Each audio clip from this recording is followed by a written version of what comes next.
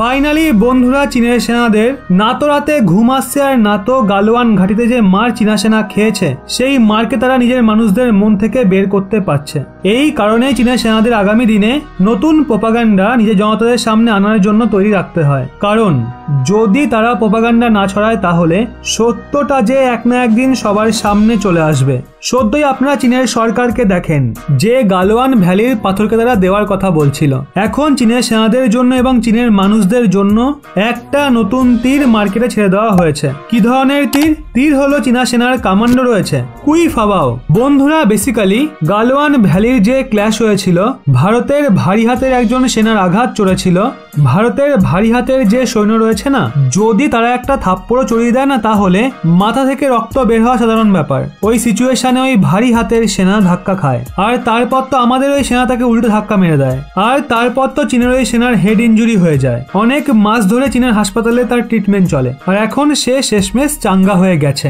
এখন চীনের সেনা তাকে বেজিং অলিম্পিকের মধ্যে টর্চ বেরর বানিয়ে দিয়েছে, মানে উইন্টার অলিম্পিক, যা চীনের ভেতরে 4 ফেব্রুয়ারি থেকে শুরু হতে চলেছে। ওই অলিম্পিকের শুরুতে যে সেরেমনি হয়, ওই সেরেমনির সূত্রপাত এই টর্চ বেররের মাধ্যমে হবে। বেসিক্যালি বেজিং অলিম্পিককে চীনে এই ইভেন্টের কারণে পুরোপুরি পলিটিসাইজ করে দেওয়া হয়েছে আর এই সিচুয়েশনের জবাব আগামী সময়ে ভারত সরকার অবশ্যই দেবে। কিন্তু অনেক মানুষ বলছে ভারতকে উইন্টার অলিম্পিক বয়কট করা উচিত। বন্ধুরা, এর থেকে কোনো ফায়দা হবে না। উইন্টার অলিম্পিক বয়কট করে আমরা কি করব? চীন নিজের প্রতিপত্তি দেখিয়েছে, কাল আমরাও বড় ইভেন্ট করব, তখন আমরাও আমাদের প্রতিপত্তি দেখাবো। কিন্তু চীনের সেনাদের একভাবে মোটিভেট করার জন্য এই কাজ করা হয়েছে। বেচারা চীনের সেনা অনেক দুঃখী। যেই চীনা মানুষদের মারা হয়েছে না, সেটা সত্যিও তারা জানে। এই কারণেই যেই বেচারি আহত হয়েছে তাকে সম্মান দেওয়ার জন্য চীনের সেনা এটা করছে।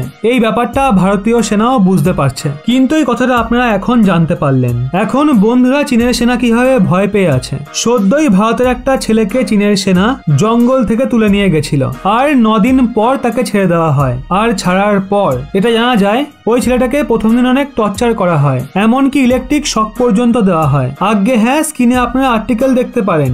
মা বাবার সঙ্গে সে যখন কথা বলে তখন এই কথা সে বলে। এর মাধ্যমে আপনারা বুঝতে পারবেন চীনের সেনা এভাবে ভারতীয় সেনার হাতে মার খেয়েছিল, সেই হিসাবকে এখন আমাদের মানুষদের মাধ্যমে চোকাতে চায়। ছেলেটা এও বলে প্রথম দিন তাকে টর্চার করা হয়, দ্বিতীয় দিন তাকে কোনো টর্চার করা হয় না, খাবার দাবার দেওয়া হয় আর 9 দিনের মাথায় তাকে ভারতের হাতে হ্যান্ডওভার করে দেওয়া হয়। এই তো পুরো ব্যাপারটা ছিল। চীন এখনো কিভাবে শোধরাচ্ছে না। নিজের মন থেকে চীন গালওয়ান ভ্যালির ক্ল্যাশকে এখনো মুছতে পারছে না। এটা সত্যি একটু ভাবার বিষয়। এই নিয়ে আপনাদের কি মনে হয় অবশ্যই কমেন্টে জানান।